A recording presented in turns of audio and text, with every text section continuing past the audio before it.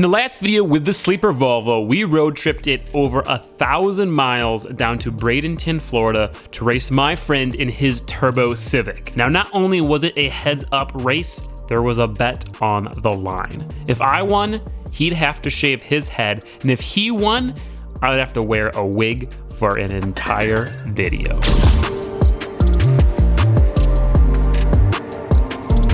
And here we are. Now, the main problem the Volvo had in that video was that the transmission sucked. God, bro. After doing some research and talking to some companies, it turns out that the transmission that is currently in this car way less strong than we thought. And so what did I do? I bought a brand new, fully built TR6060 from RPM Transmissions. Yes, the people who provide Cletus with all of his fancy transmissions. I bought one of their transmissions and it will be here in a week. And so that will hopefully get this thing into the tins just as is. But there was something else that I noticed in some of those clips. If you look closely, you can see the exhaust manifold glowing red hot towards the end of a pass. Now, that's not necessarily the worst thing, but I think what we've pretty much discovered is that this thing has got too much back pressure and is not breathing as much as it should. That's being caused by two things. Number one, the turbo's too small. Of course, I mean, you can always have a bigger turbo, right? But also the crankcase breathing system is not adequate for the amount of power this thing's making, the amount of boost it's making. Both those things, I think, are greatly reducing how much power this could be making. So in this video, while we wait for the new transmission to show up, we are going to be installing a new, bigger turbo and redoing the catch can setup. We also have other upgrades to get this thing deep into the tens, flex fuel, bigger slicks, clutch upgrades, and a bunch of other fancy parts. Now, first things first is installing a new turbo. Currently, the car has a VS Racing 7875 Gen 2 billet. We're actually sticking with that turbo, but we are upgrading the back housing. The back housing is currently a 0.96 AR, just T4 housing, and that's just too small. It was great for a stock LS, but with this LS that has a big cam, better flowing intake manifold, and a bunch of other parts, it needs more airflow. So we're upgrading to a 1.25 AR divided T4 housing, also from VS Racing. So let's do it. The sooner I can get this thing running tens, the sooner I get to take this thing off. The first step was to go ahead and remove the old catch can setup and the old turbo. Ew.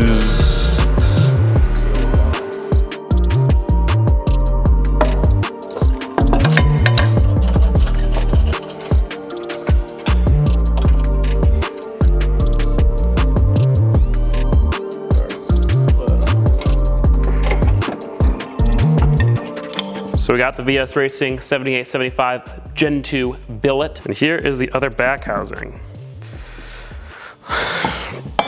As you can tell, it's way freaking bigger. And so that is what's going to give us our power increase, our top end increase, less back pressure, less load on the engine. It's better in every single way. And it's just 4 bolts.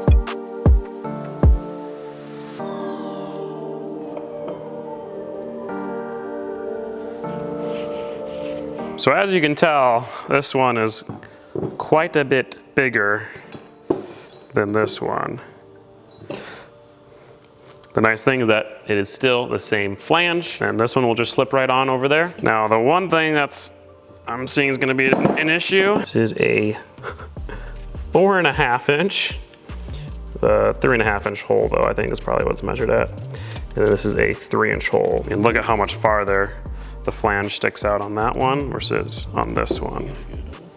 So we're gonna have to change our downpipe, but this one is a divided T4 housing, which should help with spool. So I mean, we're gonna see.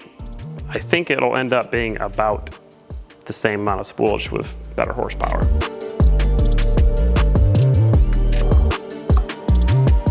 And with the new back housing installed onto the turbo, it was time to see if it would fit without modification. Okay, well, this is definitely getting in the way, but I think it will fit. So this downpipe is a 3.5 inch downpipe, but the old turbo back housing had a 3-inch flange. So you can kind of see a step down here. We could just cut that step down off and then put a 3.5 inch V-band right on here, and that hopefully should work. It'll allow for that. Exactly. So it was time to remove the downpipe so I could modify it later and continue test fitting the turbo. Yeah. It hurts the radiator. Now, while this thing was out, I wanted to go ahead and clean it up and give it a coat of paint, just so this new back housing doesn't end up rusty like the old one.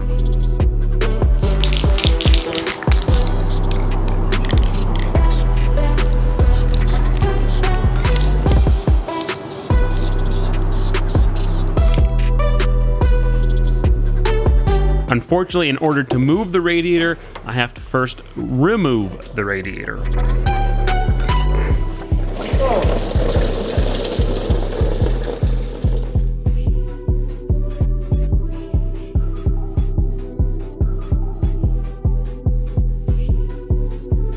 So the way we're going to clear this turbo is just by leaning the entire radiator intercooler setup forward.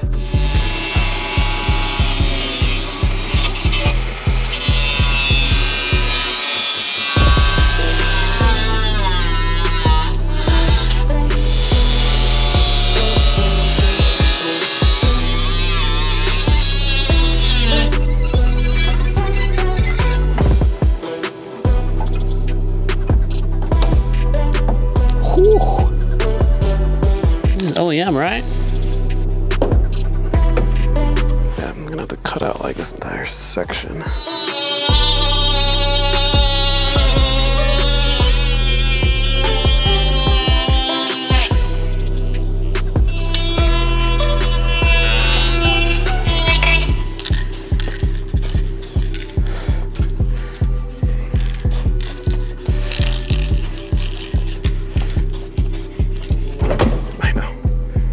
With the radiator pulled up in a new position, I had to make a couple of little L mounts just to keep it exactly where it is.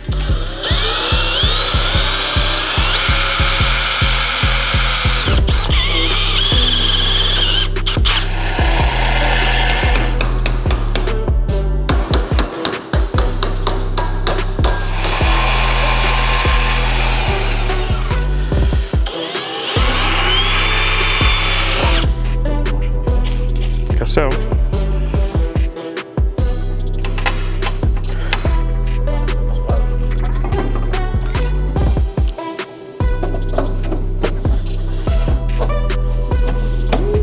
There we go.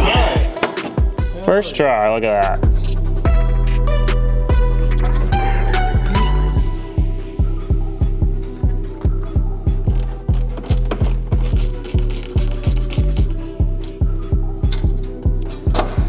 Out with the old, in with the new.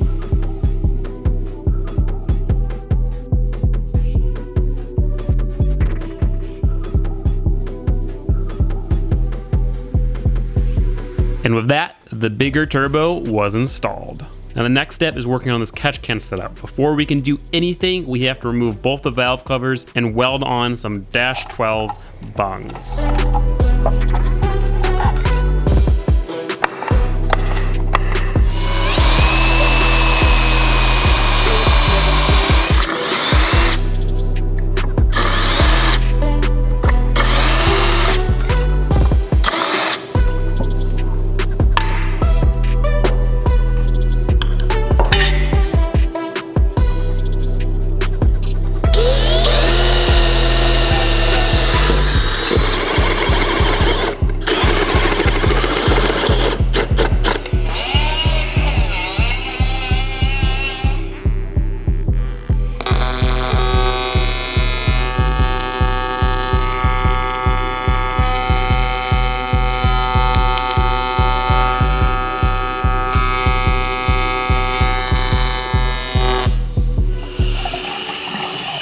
Doing my dishes.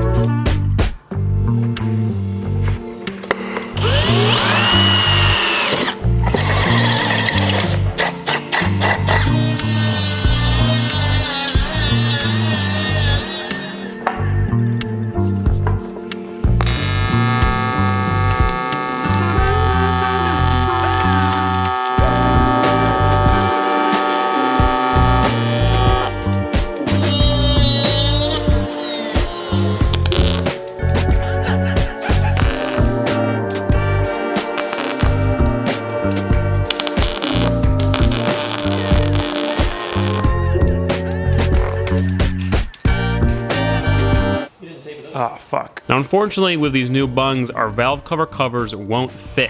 So we're gonna have to modify the driver's side one, make an entire new one for the passenger side.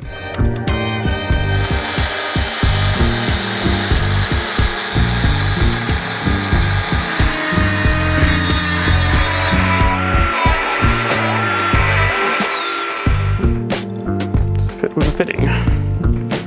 It should.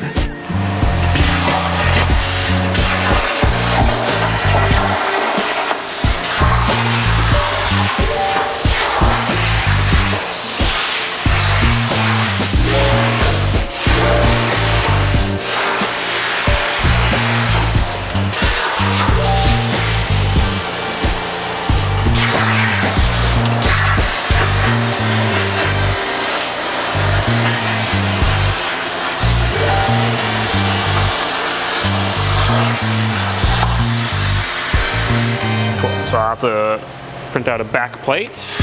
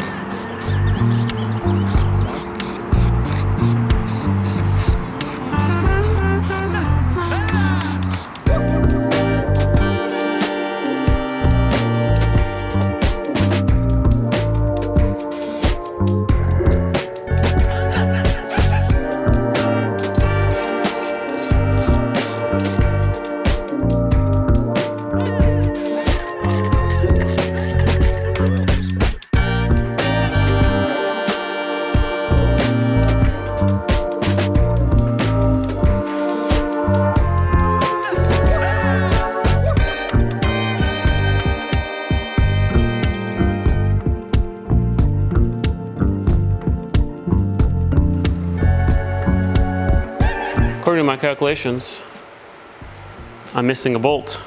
Oh, haha, your tech deck was on it, bro. All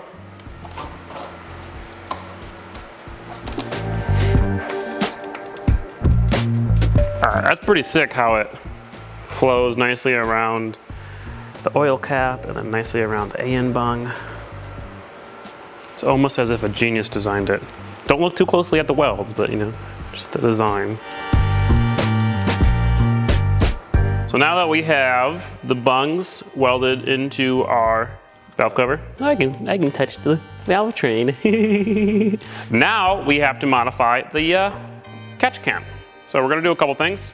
Obviously, gotta put the 12 AN bungs onto this side. Going to change the filter mount a little bit, and we're gonna add a drain, because every time what I've been doing is taking the filter out and pouring it out the top. It's not worth it.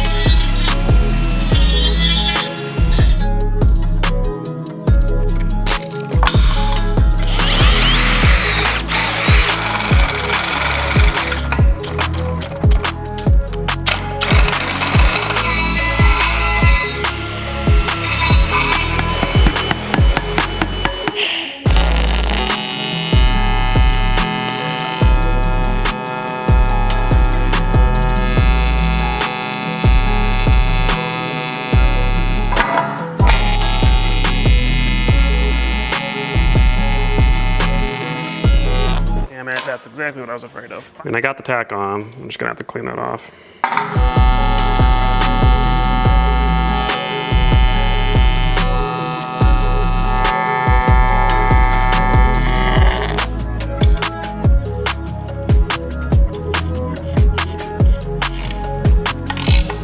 New and improved catch can all ready to go in. Hopefully it fits, because I haven't done any testing whilst building it.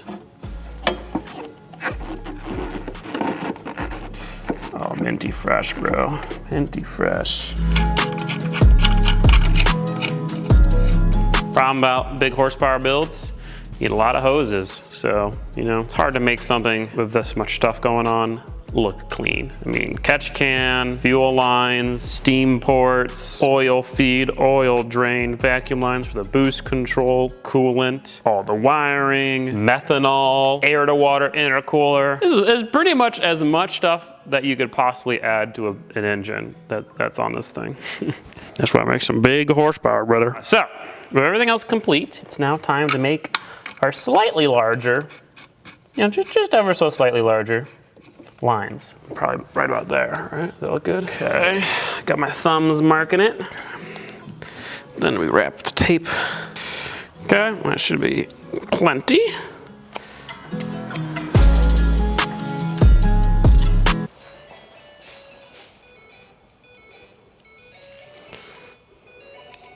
Yes, my ringtone is Skyrim. Got a problem with it?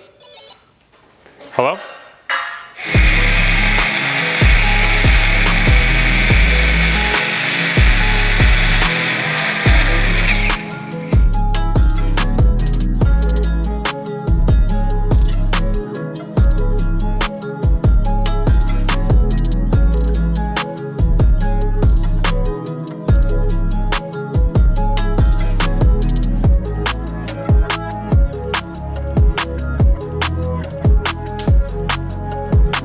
So that, our catch can is done. Hopefully our LS can breathe a little bit better. Sorry for choking you out, big guy.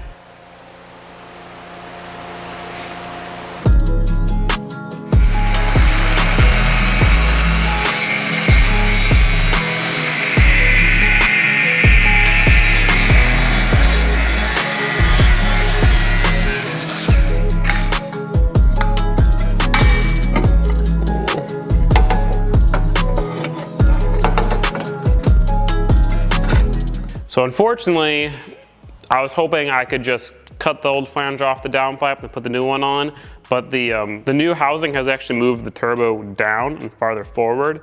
So the downpipe just doesn't line up at all anymore. So, unfortunately, this means more waiting.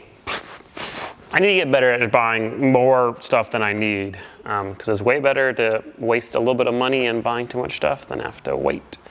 And wait, and wait, and wait.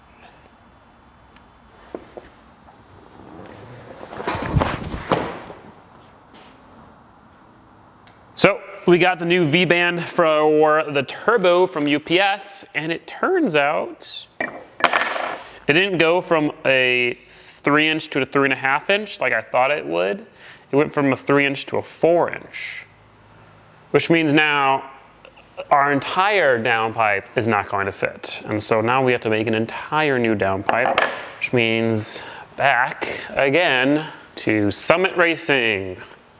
I'm gonna spend more money on overnight shipping than I did on this entire turbo. Aha, 3-inch to 4-inch, that would work. Why is this $62? Why are you shaking? Because I'm frustrated. Bro is shaking. Holy shit, dude.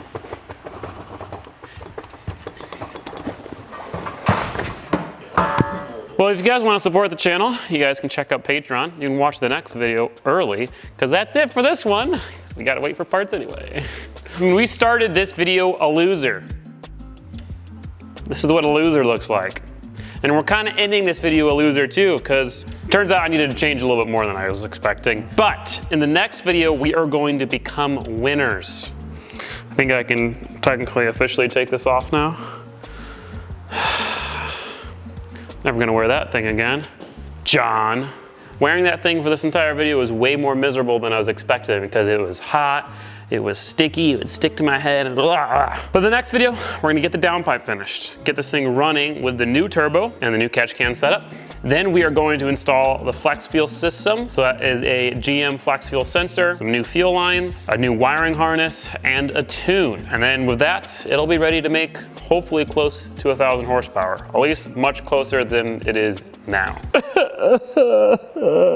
Why? Oh man, see you in the next one. Oh, also if you wanna, this is not Gingium merch, never mind.